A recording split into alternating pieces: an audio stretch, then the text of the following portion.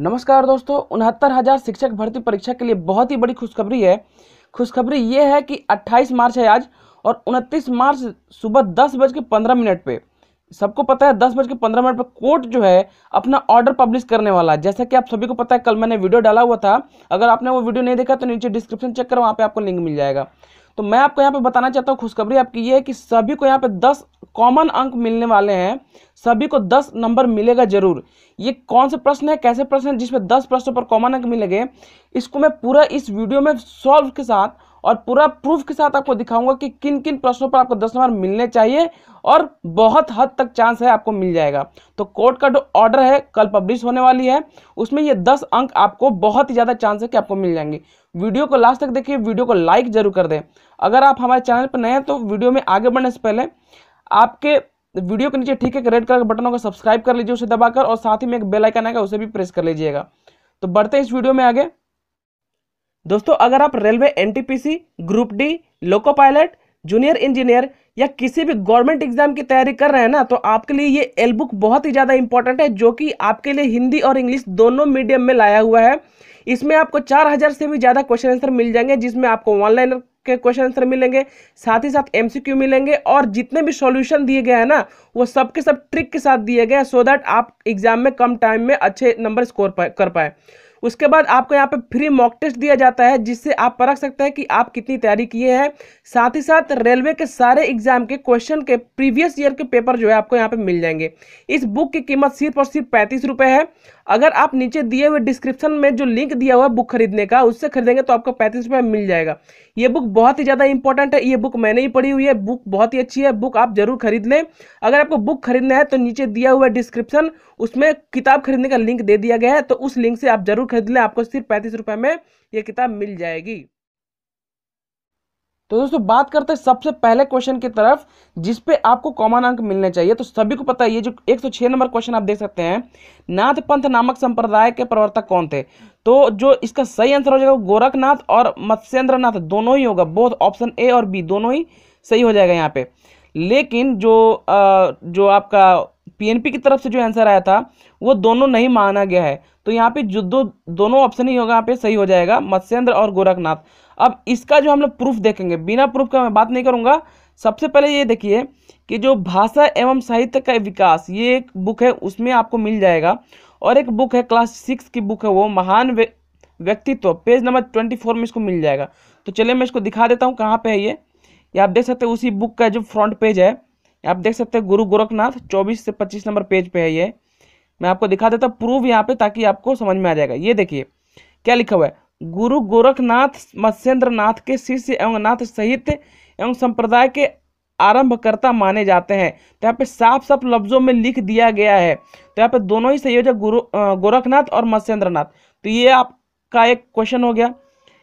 उसके बाद मैं आपको और एक प्रूफ दिखा देता हूँ दूसरे बुक में, हिंदी साहित्य का सरल एवं संजीव इतिहास में आपको दिखा देता हूँ। इस बुक में देखिए यहाँ पे साफ साफ क्लियर लिखा हुआ है नाथ साहित्य कि नाथ पंथ के प्रवर्तक कौन है, मत्स्येंद्रनाथ व गोरखनाथ। तो इस पे आपको एक अंक जो है कॉमन मिलने चाहिए, जिसके भी ऑप्शन है।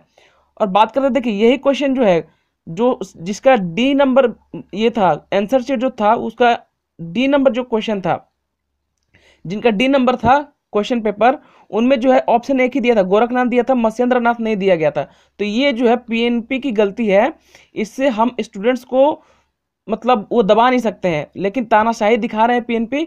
लेकिन यहाँ पे जो ऑप्शन देख सकते हैं कि यहाँ पे एक ही ऑप्शन है। अगर आप ए टिक करते हैं तब भी आपको कॉमन अंक मिलेंगे, अगर आप कुछ भी टिक नहीं करते तो इसमें भी आपको कॉमन अंक मिलेंगे, क्योंकि यहाँ पे 2 ऑप्शन दिए हुए थे। अगला क्वेश्चन जो देख लीजिए यहाँ पे। दोस्तों, वीडियो पसंद है तो वीडियो को लाइक कर दें और शेयर जरूर कर दें, क्योंकि आप ही के जैसे बहुत सारे आपके फ्रेंड्स होंगे जिनको ये सारी बातें पता नहीं होंगी, और उनको भी है 10 अंक मिलेंगे ही मिलेंगे। ये चीज़ जो आप पूरे अपने दोस्तों में फैला दें, जितने भी आपके व्हाट्सएप ग्रुप हैं, फेसबुक पे, हर जगह ये वीडियो फैला दें, ताकि आपके सारे दोस्तों को पता चल जाए। अगला क्वेश्चन जो यहाँ पे देखिए, पढ़ने और लिखने की अक्षमता क्या कहलाती है? तो ऑप्शन जो है इसका सही आंसर होगा ऑप्शन नंबर सी, डिस्प्रेक्सिया। लेकिन जो आंसर की आई थी उसमें आंसर लगाया था डिस्लेमिया। देखिए डिस्लेक्सिया जो है इसका आंसर लगाया गया था, लेकिन इसका सही आंसर हो जाए डिस्प्रेक्सिया। अब देखिए इसका भी हम लोग के पास प्रूफ है, बहुत ही मेहनत से, बहुत टाइम लगता है ऐसे प्रूफ निकाल के आप लोग के सामने लाने के लिए। एक बुक है उज्ज्वल रीत शिक्षा शिक्षवाल book written by Vandana Joshi and M N. Mishra. इसके पेज नंबर 56 में, पेज नंबर 56 में इसका आंसर दिया हुआ है। उसके अलावा लूसेंट का अगर आप बाल विकास और शिक्षा शास्त्र देखेंगे तो उसके 225 नंबर में आपको मिल जाएगा इसका आंसर। और एक्सफीड नामक एक किताब है, उसका पेज नंबर 94 मिल जाएगा। यूनिक नाम की एक किताब है, उसमें भी आपको 50 नंबर बुक में मिल जाएगा। चलिए एक एक करके हम लोग सारे बुक को हम देखते हैं। ये देखिए, तो ये आपका पहला बुक जो मैं दिखा रहा हूँ, उज्ज्वल रीट, जो मैंने बोला था बाल विकास वाली। इसमें देखिए क्या लिखा हुआ है। देखिए, पढ़ने संबंधी समस्या क्या कहलाती है? डिस्क्लेसिया कहलाती है, ठीक है। लेकिन क्वेश्चन में दिया था कि बोलने, पढ़ने और लिखने, इन तीनों संबंधी समस्या को क्या कहते हैं? डिस्प्रेक्सिया कहलाता है, जो कि हमारा करेक्ट आंसर हो जाएगा। लेकिन ये पीएनपी की गलती है, पढ़ने संबंधी समस्या को वो डिस्प्लेसिया मान रहे हैं, ठीक है। लेकिन बोलने, पढ़ने और लिखने, अगर ये तीनों प्रॉब्लम होती है तो उसको डिस्प्रेक्सिया बोलते हैं। तो ये हम लोग का सही आंसर हो जाएगा। इसके अलावा दिखा देता हूँ, और यहाँ देखिए, ये दूसरी किताब की मैं बता रहा हूँ।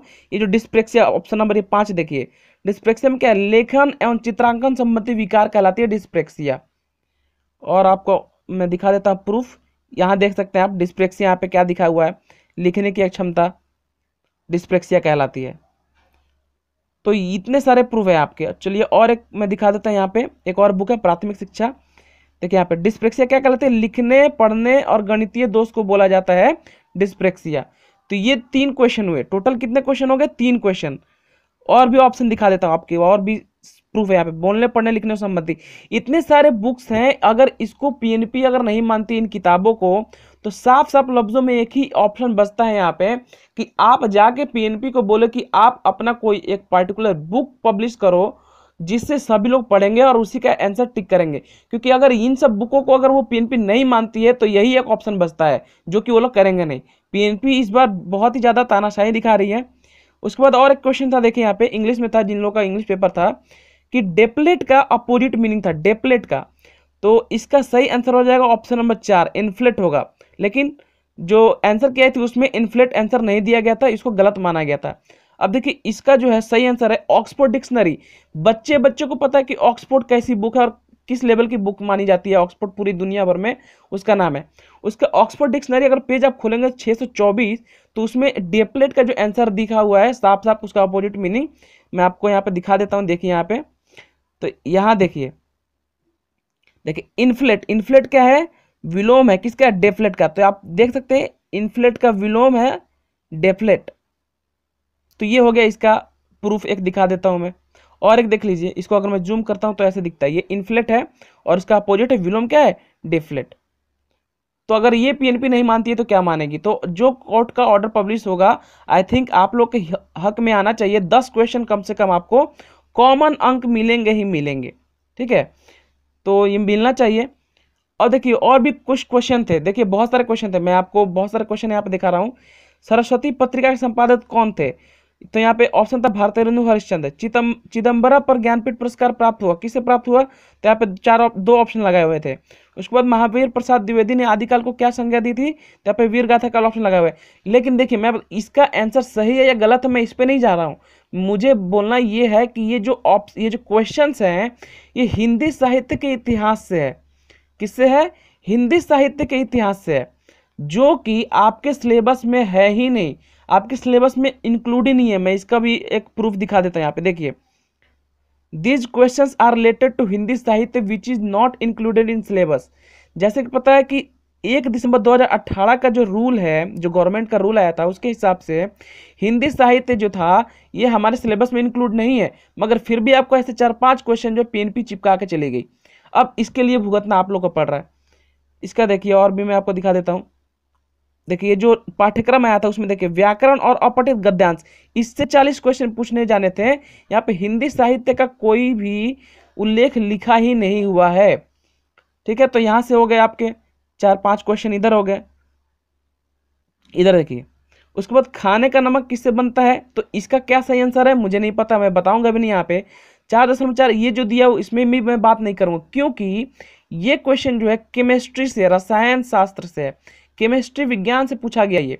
तो इसमें ये भी हम लोग का सिलेबस में इंक्लूडेड है। केमिस्ट्री के वोल्यूमेट्रिक एनालिसिस मतलब आयतन संबंधित क्वेश्चन है ये, ठीक है, जो कि which is not included in syllabus as per government 2018 1 दिसंबर 2018 के रूल के हिसाब से ये जो है हमारे सिलेबस में इंक्लूड नहीं है, फिर भी ये 2 क्वेश्चन भी चिपका गई पीएनपी। यहाँ दिखा देता हूँ मैं आपको, जो पाठ्यक्रम दिया हुआ है कि जो केमिस्ट्री से, विज्ञान से अगर कोई क्वेश्चन पूछता है तो क्या क्या पूछेगा, दैनिक जीवन में विज्ञान पूछेगा, गति बल, ऊर्जा, दूर, ये सब जो है पूछा जाएगा, ना कि आपका फॉर्मूला वगैरह पूछा जाएगा, ना ही कोई आयतन से यहाँ पे कुछ रिलेटेड पूछा जाएगा। तो यहाँ पे ये क्वेश्चन भी हो गया आपका 2 क्वेश्चन, इस पे आपको कॉमन अंक मिल सकते हैं। इतने महीनों से हम लोग लाइन में खड़े हैं, आपको मिलना ही चाहिए ऐसे क्वेश्चन पे।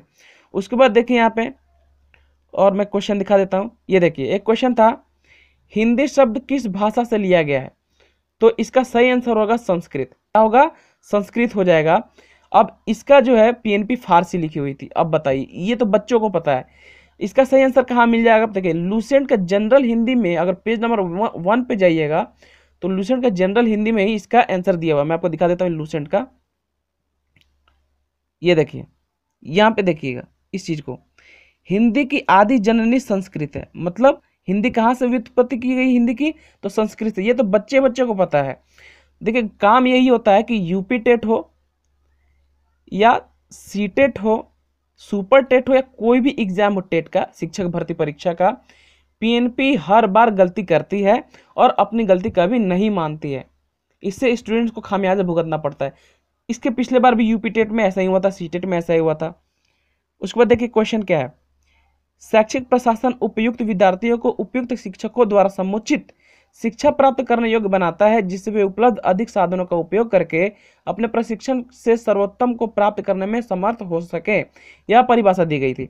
यह किसके द्वारा दी गई, तो इसका साफ साफ आंसर है SN मुखर्जी द्वारा, लेकिन जो आंसर किया है उसमें लिखा होता वेलफेयर ग्राह्य द्वारा। अब देखिए इसका सही आंसर आपको कहाँ मिल जाएगा, आप ही के बीटीसी का जो 3rd सेमेस्टर का बुक उठाएंगे तो उसमें जो है शैक्षिक प्रबंधन एवं प्रशासन, उसमें आंसर दिया हुआ है। मैं आपको दिखा देता हूँ यहाँ पे उस किताब का एक देखिए प्रिंट, देखिए यहाँ पे वही चीज़ दिया हुआ है, इंग्लिश में दिया हुआ है, और इसका ऑप्शन नंबर ए यहाँ पे आंसर लगा हुआ है, SN मुखर्जी द्वारा कहा गया था। और एक आंसर दिखा देता हूँ। अच्छा, और एक क्वेश्चन देखिए यहाँ पे, बीती विभावरी जागरी, अंबर पनघट में डूबोरी, तारा घट उषा नागरी। ऊपरी पंक्तियों में कौन सा अलंकार है। अब अलंकार का क्वेश्चन देखिए, यूपी टेट में कितने सारे अलंकार पे क्वेश्चन बने थे और जो गलत किए थे पीएनपी ने।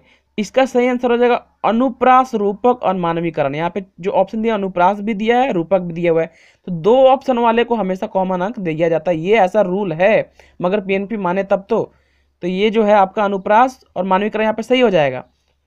और यहाँ पे देखिए, और ये कहाँ मिल जाएगा आपको, हिंदी की ग्रामर बुक क्लास 12 की, उसमें पेज नंबर 346 पे ये लिखा हुआ है इसका आंसर। रुकिए मैं आपको दिखा, और एक बुक है यहाँ पे देखिए, सरस्वती मानक हिंदी व्याकरण क्लास, वहां पे भी 104 नंबर बुक में मिल जाएगा पेज पे।